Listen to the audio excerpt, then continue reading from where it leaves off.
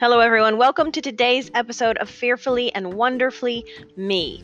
Today's episode is all about the character of determination. And, I really wanted to drill down on this episode to how important determination is, because I don't think we talk about it enough. I think we discount the power of determination, and we don't think enough about how just perseverance and determination is so critically important to just about anything that we want to do or achieve in life. Rachel Hollis has a quote that I wanted to share with you. And she says that in the absence of experience or knowledge, determination makes the difference between where you are and where you want to be. And I love that because I can look back, at my life, through my career, through, leaving a career to start pursuing speaking and writing. And I can look back and see all of the times that I didn't know what to do, or I didn't have experience at doing something, but I was absolutely determined that I could learn how to do it, or I could figure out how to do it, or I could try to do it and I might fail and make a mistake, but that I would keep trying. I was determined. And as I look back at the success that I've had in this life, even to this point, and I look at that success, and it's not that I was the most gifted person at doing something, but a lot of times it was just that I was the most determined. I look back at starting mountain bike racing in 2011.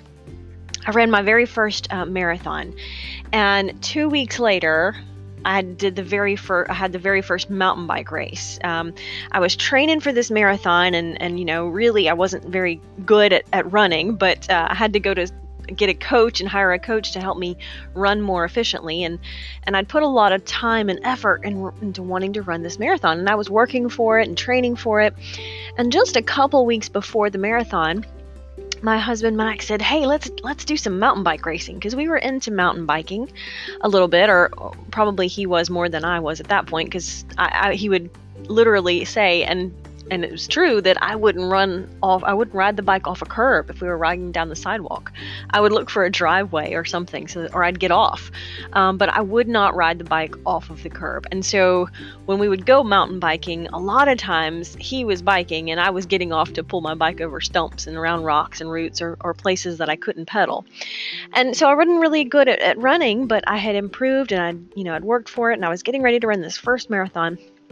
And Max says, "Let's do a mountain bike race." And I thought, well, have you seen me mountain bike? I'm pretty terrible at it.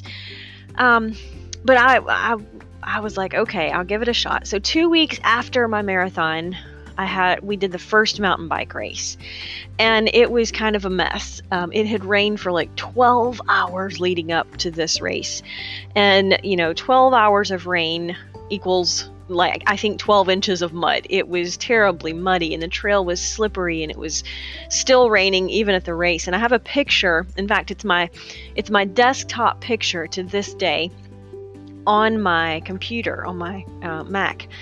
And it's a picture of us when we got done with that race. And literally we were just both covered and spattered in mud because it was just so awful. But I fell down so many times in that race. I slipped and I slid all over the place. I think I lost my water bottle at one point, but I won the race. And it wasn't because I was very gifted at mountain biking. I've already told you I was so terribly timid and afraid I barely would ride off of around anything. But when I got done with that first race and I won, it just sort of lit a spark. It kind of like made the connection for me that success a lot of times isn't based on being the most talented or knowing the most about something. A lot of times success comes down to being the most determined. Right? It's not about always knowing the most or being the best at something. A lot of times what we need, the quality that we most need to be successful, is determination or perseverance or grit. There's a lot of names for it. But it's interesting because I know this. I would consider myself a pretty determined person. I went on after that first mountain bike race we raced the whole series in both the state of Alabama and the state of Georgia 2 years in a row, and I won the women's division's state championship in Alabama and Georgia for 2011 and 2012. And there again, it wasn't that I was the most gifted mountain biker. I certainly am not the most gifted mountain biker, but I would just keep pedaling, and I would fall down and I would wreck and I would get back up and I would just keep pedaling. And really it just came down to I wasn't going to give up in mountain bike racing. And it paid off for me. And I consider that characteristic, that quality of having determination, to be one of the critical factors of success. But here's the interesting thing about it. It's not like we can just decide to have determination. I think it's something that we have to work at over and over again. And here's a recent example. I just ran a marathon about a week and a half ago. And I at this point, I've done several, and so I have to actually stop and think. But I think it was the 9th marathon that I've done, maybe the 10th, but I'd have to go back and count. And, I'm to the point at this stage where a marathon for me is challenging, but it's more challenging because I continue to push myself to get better and stronger, right? Just running the marathon, I've done that quite a few times, but now I'm to the point where I want to run it in a certain time. I want to come in at a certain time goal. And because that's always challenging me, I always want to get better and have improvement, there's no such thing as an easy marathon. Now, a marathon is 26 miles, and that's a long way to drive, much less a long way to run.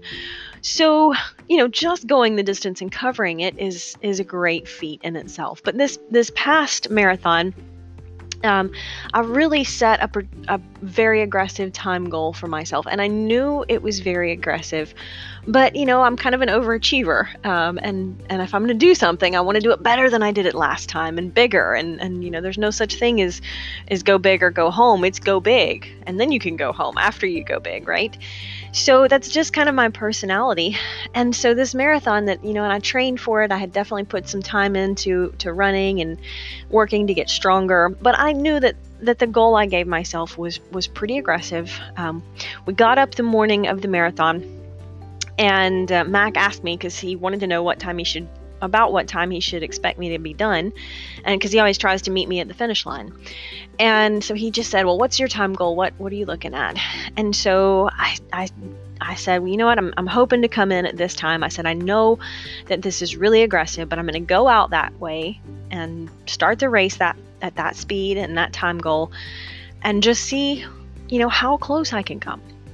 It had been about a year and a half since I had done a marathon on this type of course, a very flat course. And so I really didn't know what to expect. I wasn't sure if the time goal was just too aggressive, I should back down, or maybe I could do it, and I knew if I didn't try, then I wouldn't do it. So I thought, I'm going to go for it. And the weather was perfect. Could not ask for a better day. The weather was just wonderful.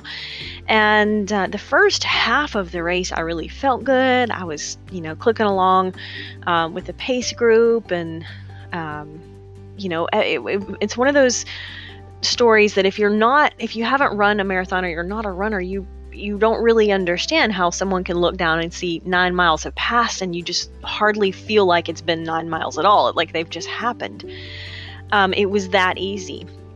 But about mile 13 or 14, it just started to catch up with me. And looking back now, I think, I probably started out a little bit too fast, a little too aggressive. I probably should have dialed down a little bit my expectations for myself. So the next couple of miles, I lost the pace group, and not only that, but the 2 pace groups behind me caught me as well. And so in the space of just a mile or two, I went from being like completely on target halfway to my goal to losing like 10 minutes of expected time, finishing time. And it was almost like is that even possible mathematically? I was still running, I was still working, I was still going fast, but not as fast as I had been. And so the other pace groups were catching up to me. Other runners started to pass me. And I started doing the math. And if you've never run a marathon, I will tell you, certainly it's very physical, but a lot of it is mental. And I think that's true for any goal that we set for ourselves. Because a lot of times it's a mental game to just be determined to keep going. Because it's not always going to be easy. I've said that before. And you know that. Any big goal or dream, it doesn't come easy. It takes work. It takes effort. So, around mile 15 is when I really had to start getting my serious self-talk under control. Because between miles 15 and 17, I started having just a little bit of muscle trouble. My hamstring was just fussing at me. And, it was so easy at that point to look down at my goal time that I'd written down in Sharpie on my arm and realize that I wasn't going to make that. And so I really had the thought of wondering to myself, I'm like, you know what? I'm already a little bit sore. It's not going to get better if I keep going, and I'm not going to reach my goal. Maybe I should just quit here. And I honestly had that thought, like since I'm not going to reach the goal, maybe I should just quit trying. And then I had to catch myself because, the thing is that success doesn't happen quickly or instantly or overnight. But if you quit, that's not going to speed you up. Quitting will never, ever help speed you up. And when we get there, and a lot of times I think we set a goal for ourselves, or we want to accomplish something, and it doesn't happen as fast as we thought. And so we give up too easy. We lose that determination because we don't see success fast enough. And really, when I did the math, I wasn't that far off of my goal pace. Now, when you average that over 26 miles, it does add up to several minutes. But I wasn't that far behind. And so I had to catch myself when I realized I wasn't going to make it in the time that I'd hoped. That's not a reason for me to just give up completely, right? If it's worth starting out, we just have to know that it's going to take sometimes longer than we think it is. That's just the fact. Sometimes it's going to cost more than we think. Maybe it's not going to be as easy as we think. I tell people a lot of times when they want to write a book or become a speaker or something like Mac and I do, I'm like, you know what? Number one, let me just tell you, it's going to be harder than you think it is. It's going to be, I can just about guarantee you, it's going to be more difficult than you think. And that's almost a good thing, because if you know how hard it is, sometimes we might talk ourselves out of trying, and we can't let that stop us. We just need to know on the front end that determination is the trump card, so to speak. I used to play bridge many, many years ago. And in a lot of card games, there will be one suit of cards, like hearts or clubs, for example, that is designated as the trump. And so what that means is, regardless of whatever card you have or how high the number is on your card, if it's an 8 of hearts, it trumps an 8 of anything else. It's a trump card. It just means it's more powerful. And that's what a trump card means. So determination is the trump card when it comes to being successful, whatever your marathon is. Maybe it's not literally a marathon. Maybe it's, you're starting your own business from scratch and it's going to be difficult to do. Absolutely. But determination is the trump card, because when it gets tough, and it will, you can pull that determination trump card out of your back pocket and just say, you know what? I already know that back to Rachel Hollis's quote, determination makes the difference between where I am and where I want to be. Now, yes, knowledge is important, but I guarantee you got the internet and Google, you can figure out the steps that you need to do. But the determination is the trump card that allows you to apply those steps and that knowledge and execute. Because if we don't take action, if we don't execute, nothing happens. So we have to get out of our our mindset of talking ourselves out of trying or even striving. I think we're so quick to beat ourselves up sometimes. And I've used the analogy before of when we learn to walk, we fall down, right? When we learn to do anything in life, we're going to make mistakes. We're going to have setbacks, but it's only failure if we quit. The lack of knowledge isn't what holds us back in life. It's taking action, right? The lack of knowledge, it's not that we don't know how to do something, because pretty much anything that I know how to do today, at some point I didn't know how to do it, right? That's just true for all of us. Everything that you know how to do today, drive a car, bake a cake, start your own business, write a book. You didn't know how to do those things at some point, but you figure them out by doing them. But it's going to take determination. And so, just a couple of practical ideas around creating determination or building your determination muscle. Because, here I shared with you a minute ago, I think I'm pretty good at determination. And yet just last week, I caught myself wanting to give up on a goal. So it's not something that we can build or create and then quit. I think it's something that we have to continually just make sure that we are developing determination. So a couple of ideas on how to develop some determination. Number one, start small. Mac and I were speaking last week in Boston, Massachusetts, and after we were done, and we spoke together for about 3 hours, and then we split up, and then I had a group of ladies speaking on my book, Leadership Gems for Women, and then Mac had a group of formal supervisors in the organization, and he was speaking on his book, Blue Collar Leadership and Supervision. And so we split up for the last hour of our day there, and after we were done speaking, I was waiting in the room for them to finish so we could connect back up and wrap up the sessions. And someone who'd been in Mac's session came in to the room where I had been speaking. I was done speaking, but we were really pretty much just wrapping up and talking. And so the guy walks in, and he was, just obviously had gotten a lot out of the session throughout the day and with Mac. And he said, you know what, I never really thought about the fact that when I make a commitment to myself, if I don't keep it, I'm lying to myself. And if I won't keep commitments to myself, he says, how would anybody else expect me to keep commitments to them?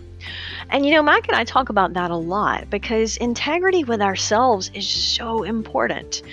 But when it comes to creating that integrity and keeping the commitments we make to ourselves, or developing determination, if you want to call it that, start small. Don't commit to changing the world tomorrow. Just commit to one little small, tiny, specific thing. And that's, small enough that with 100% confidence that you can do it. When I'm coaching people, a lot of times, I would say, well, what are the action items we need to set coming out of the coaching session? And someone would say, well, here's what I need to do. Here's what I need to do. And I say, my next question is, how committed are you to that action? And if the answer is not 100% completely, it's going to happen, then you don't need to commit to that action. And I'll coach them through that. Maybe we need to break that down into smaller steps. Right? But it's just the power of small. It is the power of small, literally. So first thing on determination, start small.